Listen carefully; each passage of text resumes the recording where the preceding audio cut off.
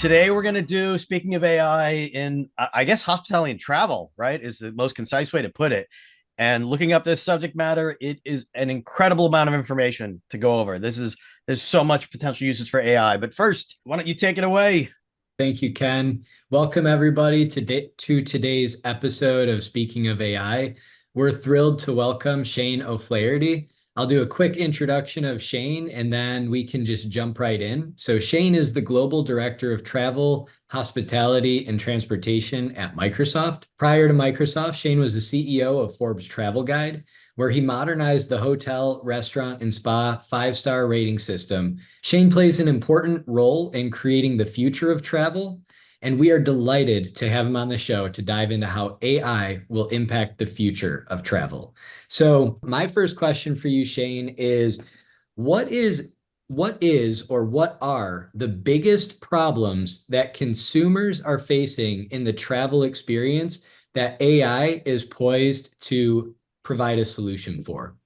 Well, I think as we travel, we all travel, fortunately, in our jobs and hopefully in our personal life. It's a very fragmented journey. You're downloading one app to do this, one app to do this, one app to do this, and one app to do that. So I think the fragmented journey and the anxiousness of that fragmented journey with AI can theoretically be resolved and moving to more of a connected journey. So anything we can do on the connected journey side to make it seamless and frictionless for the consumer, I think is super helpful. And then if you flip it the other way on the employee side, anything we can do with AI to allow employees to access knowledge quickly, seamlessly, move knowledge across the ecosystem of kind of their team and team members. Anything we can do on that side, of course, will also enhance the overall customer experience. So it's kind of looking at both the customer experience, then the employee experience, of course, operations as well, and try to get rid of some of the silos from an ops perspective, and then reduce kind of the paper and move to more of a digital experience. But again, maintaining that human connection, which is so valid in the space. So it's kind of that high tech and high touch, and how do you bring those together? I was gonna say, in researching for this episode, one, it's amazing how many subjects there are to go over in this. It's just so many opportunities and already uses. Like some of the uses I was already impressed with so far. First question would be, what are your thoughts on the OG AI assistant Clippy? The which? I'm just kidding. There's actually a Reddit still for Clippy that people are Oh my such God. a huge fan of. I couldn't believe it. I was like, wow, people are still talking about this Was I thing. born then? I don't even know. Like some of the use cases are all over the place. There's like a robot in Heathrow Airport guiding passengers in the terminal. And then I think it was Hyatt was using like AI powered bed to determine like room temp and comfort settings. Again, there's so many areas to tackle, from operations to customer experience to employee resourcing. How do you prioritize? Where do you focus your energy, and how do you direct people? Because there's so many potential uses right now. Yeah, I think it depends on of course, the needs of the organization. Are you trying to drive incremental revenue? How do I use maybe an AI assistant which has more human-like behavior in from a web journey that brings the consumer down to give them the right price at the right place at the right time. We've seen significant increases in conversion rates on B2C websites. How do you move people, of course, on the app? How do you create kind of a co-pilot that guides someone through the journey? On the employee side, one of the big challenges is labor force. How do we do more with less? So how do you automate the back end to make it drive more efficiency across the board, since you don't have as many workers as you had in the past? So it really depends on the needs of organization. And then ultimately, compute power can be expensive. So how do I ensure that I have an ROI behind it, and start kind of in the low hanging fruit area, but always kind of this concept of, test, fail fast, move forward, fail fast, and how do you embrace it quickly, ensuring that, number one, you have your data governance policies, CISOs involved, that you have all that in place, and then how do you then accelerate once you have all of those in place? Because data security is the most important thing here, as we all know, across the board. It still sounds overwhelming, even with that answer. Like I do not relish of them trying to figure out which problems to tackle first. Well, let's break it down. I think there's different ways to break it down. But Shane, so from your perspective, when you're going into a hospitality customer or a travel customer, what are their main pain points that you're seeing now in 2024 compared to previous years' pain points? And then which type of AI are you using to kind of help them resolve it? Is it virtual agents? Is it AI powered insights? Is it data collection and data warehousing? Like, where are you seeing the most effort being put today, and how is that going to impact guest experience, which I think is the ultimate goal for every hospitality or travel provider, is really providing the best guest experience at the end of the day? Yeah, I think well, I'd start with a lot of hospitality companies, travel companies have a lot of legacy systems. Yeah. So number one, how do we help them modernize those systems so they can do what they really want to do? And that's kind of like the foundational level. And then really with each of the clients, it's number one, what's the need? Where are we seeing some great use cases in the marketplace too? Because like you guys said, it's overwhelming, and we can kind of narrow and say, hey, on the customer experience side, we've seen some great use cases that drive great revenue using like your AI assistant or kind of a co-pilot. In this area around communication and collaboration, the airline industry has some great use cases around turn times. How do we turn the aircraft faster? And that means getting all the employees on one pane of glass, working together, communicating, collaborating, using AI to drive more operational efficiency across the board. So it really depends. And then, and then we use AI and listening to the employee channel of that flight, kind of employee sentiment. And then we're saying, hey, based on the chatter, this flight looks like 90% chance it's going to be delayed. And we deliver that information back to the NOC or SOC. That gives them 10 or 20 more minutes in a day to make a better decision on that flight. So, so it's each of those areas are important, and it's kind of each organization that we work with has similar goals, yet different goals and different priorities for that specific year. And then how can we help address that? And then how do we show them some use cases we've seen, not only in travel, but in other industries that could be relevant to assist them moving forward.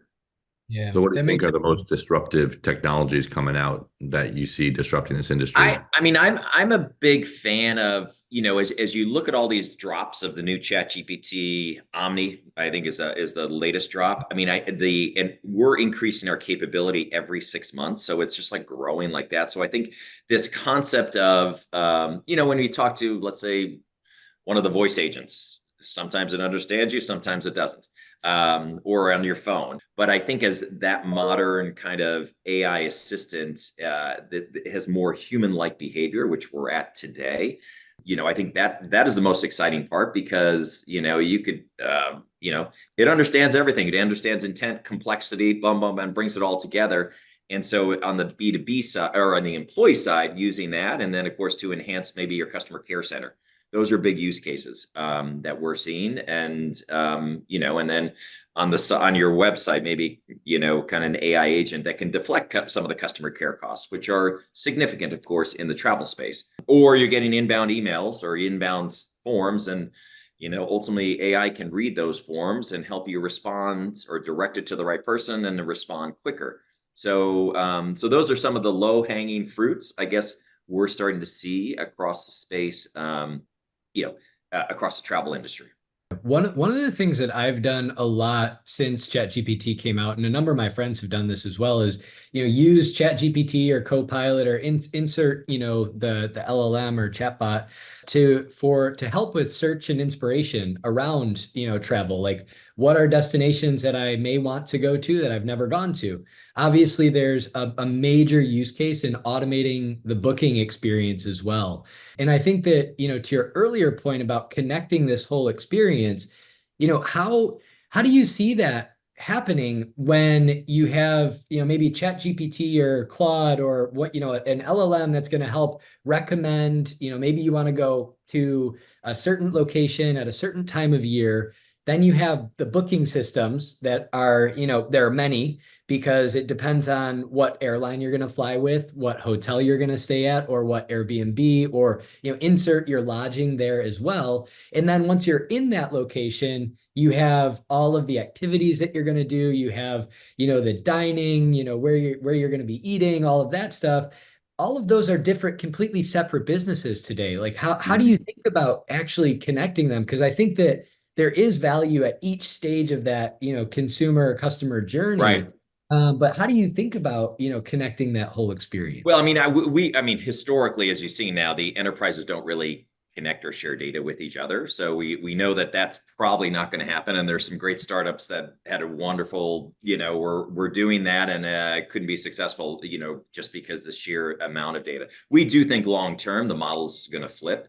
And then ultimately with this, what we call decentralized ID, you're the custodian of your own information long term.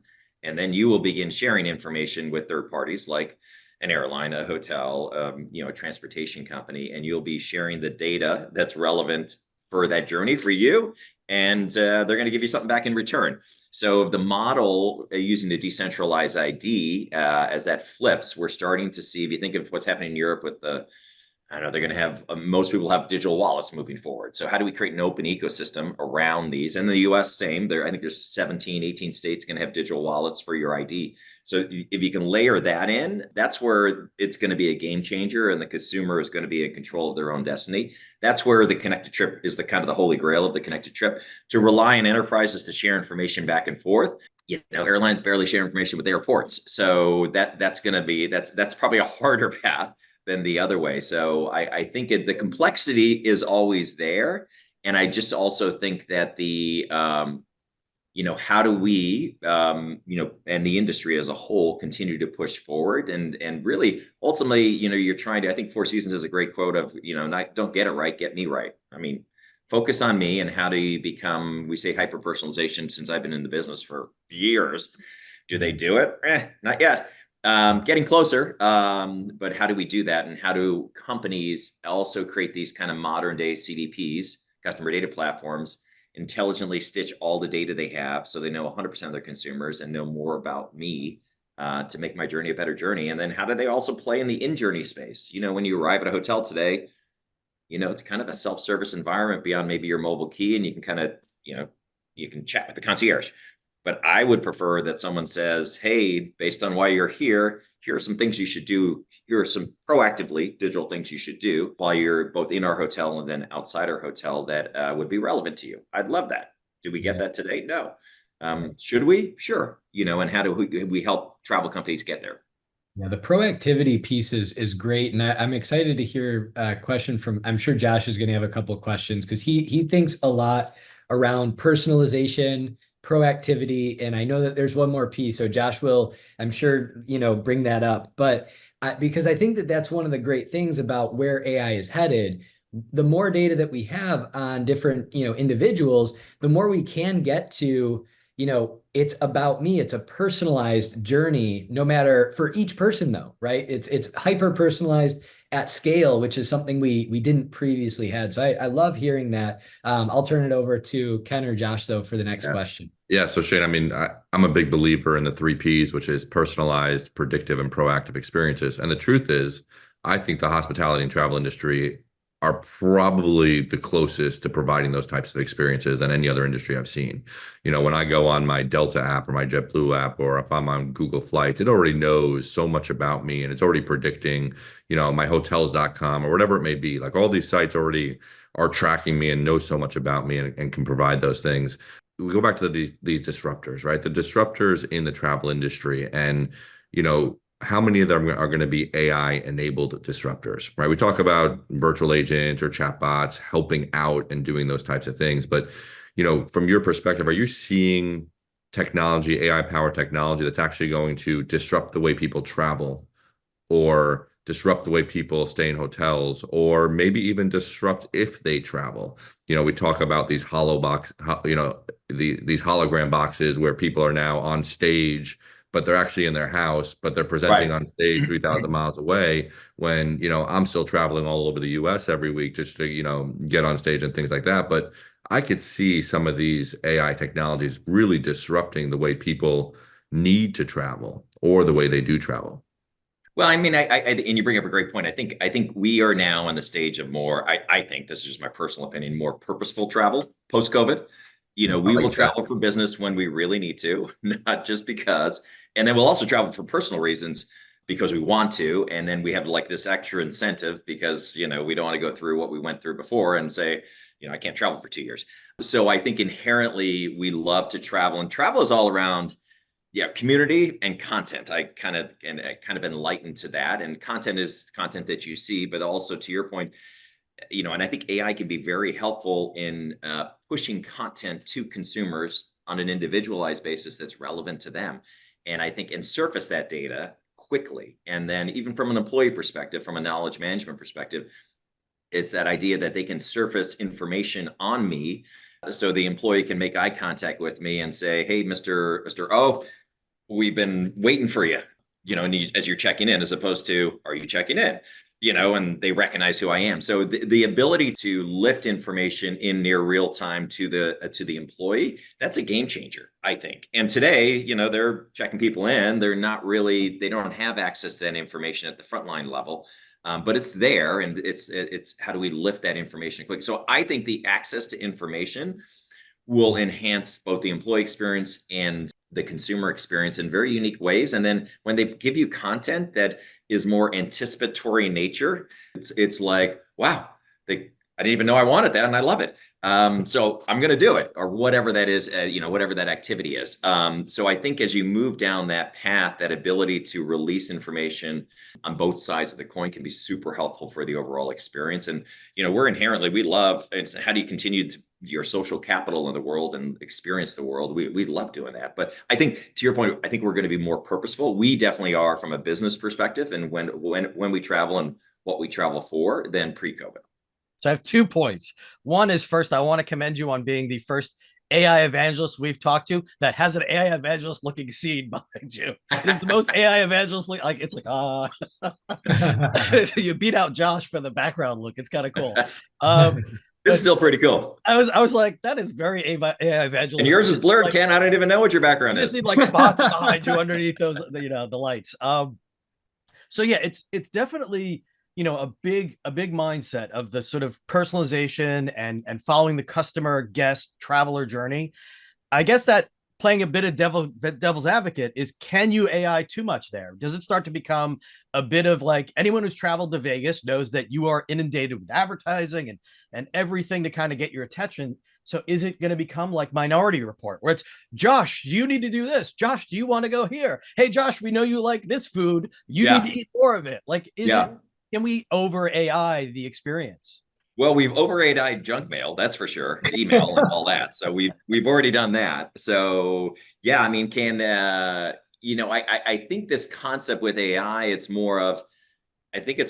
mean, I'd love an AI agent to say, hey, you haven't called your buddy in, 6 months, because time flies in our lives, as you know. Everyone's super busy. So all of a sudden you talk to someone like, oh my God, I haven't talked to you in a year. That's kind of crazy. But can AI agent be helpful as part of your social capital for your social life, and then your business life, next best action? Can it be super helpful in that? Sure, I think it can. Can it over-index? Yeah, I think we've over-indexed on everything in our lives sometimes. Hopefully AI can control the over-indexing, because I don't know what there's a movie out there. I think it's Lexi, Lexi. I can't remember what it's called. Or Jexi, Jexi. It's a super funny movie about the AI agent overtaking the person's life. It's a comedy. It's like 5 years old. We hope. But yeah, it's kind of crazy, but it's a funny movie. But that's when the AI agent over-indexes on an individual's personal life. But I think, I think hopefully we've learned from kind of the email world that we live in, that we don't respond anymore. And that's why Google put up a junk mail, in your folder, in your Gmail. So but I think that the AI agent, AI technology will help us get smarter about our interactions with the consumer. And then, of course, more personalized. And the more personalized, when I receive marketing information, whether it's a video, whether it's just content, I'll open it up. If it's not personalized, if they say, hey, you look good in this shirt, and we're going to send you something like-minded of that shirt for you to buy, I'd probably buy it because I like this shirt. Or you travel to a certain destination and you're like, okay, that was a great trip I was in Rwanda last year and I saw the gorillas in the mountains. And okay, now we have a like-minded trip for you in, I don't know,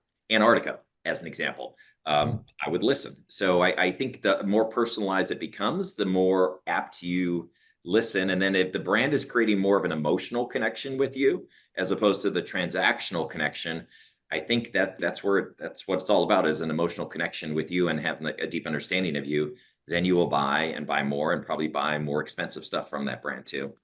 Maybe perhaps sentiment analysis on when to put the brakes on. Put the brakes on, yeah. Yeah, Ooh, you know, in the they're not same sense you're responding. analyzing our customers upset or employees upset, it's, hey, we're over delivering a little bit to this Correct. target. Correct. We're over indexing. Yeah, absolutely. Absolutely. And that's I think up to there's all the great marketeers of the world to navigate with help of AI or their AI kind of assistant around that opportunity or process. there's some like key metrics where like retention is really important to each of these travels, whether it's an airline or a hotel. How do you make sure they're continuing to fly on your airline versus shopping around? What are those key things that, you know, drive that individual? Because for each individual, it's going to be different. Someone, it might be price, another one, it might be on time percentage, another one, it might be just, you know, first Yeah. class options, right? So Yeah. being able to personalize that and gear those messages towards each one of those, I think with the goal being retention is really where that becomes powerful, right? That personalization and those insights actually can drive the key metrics that each of those vendors need. Absolutely. Absolutely. Earlier you mentioned, so obviously you mentioned personalization and proactivity. You also mentioned community. And I think that that's an important piece for everybody when you're traveling. Even if you're traveling by yourself, you're going to connect with someone at some point in your journey. And I think Yeah. that connection, community, and all of, anything that brings people together is something that I really am passionate about, something that I really care about and love. Tying that back into AI and how you see collaboration when it comes to, traveling together with a group. For example, I got married in St. Lucia earlier this year, and it was coordinating across, my wife's family, my family, and all of the logistics that had to go into making it a successful trip. How do you think about community and collaboration when it comes to technology, and where are the biggest opportunities to improve the collaborative experience of travel as well? Well, I think we're inherently, as we travel, we love that sense of community. And if you think of hotel designs, the new hotel designs over the last 5 years, it's very community centric. With the Right. bar scene and the lobby scene is very community centric. So, as an example, simple example, like, and we do this in the gaming space, is the idea of live events.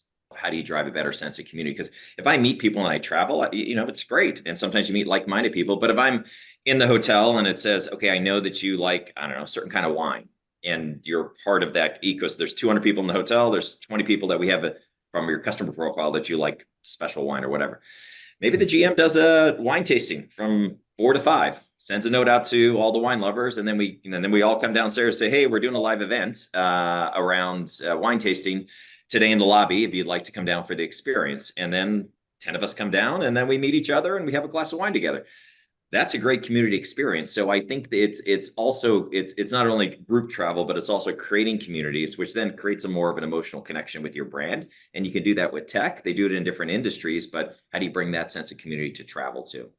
You guys travel the opposite way I travel. I am like blinders on, don't talk to anybody. If I can get a trip without speaking to the guy next to me or speaking Yeah. to the Yeah. agent, Well, some it days was a some days you good like trip. that. Some days you don't. Nick's making friends wherever he goes. I don't know what you're talking about. Listen, he's still like a newlywed. He's got the glow of being happy with everybody.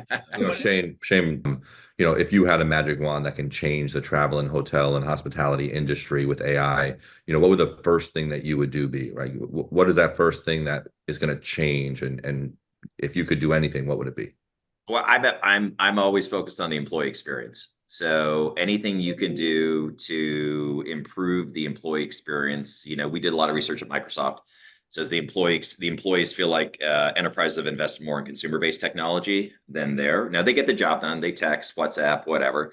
But number one, from data security privacy perspective, how do you put them on a platform that enables them?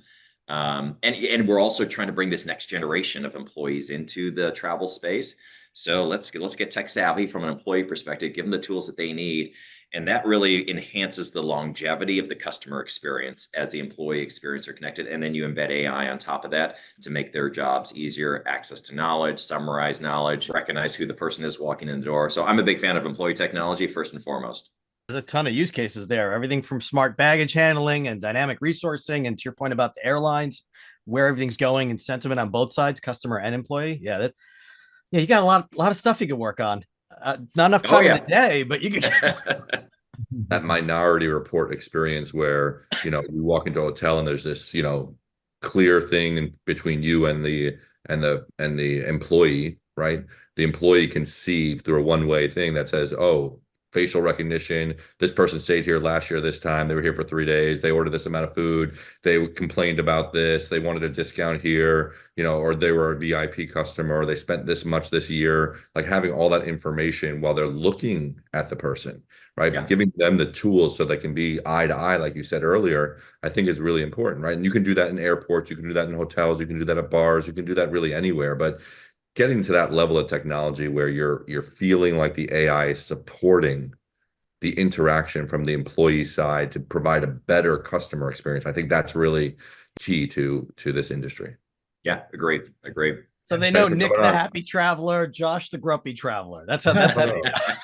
Josh the solo traveler. Just oh no. You're the grumpy traveler. We all know. Well, thank you so much, Shane. This is awesome. And again, we probably could keep talking for hours. There's so much detail to go on in this. Yeah. Well, thanks, guys. That's awesome.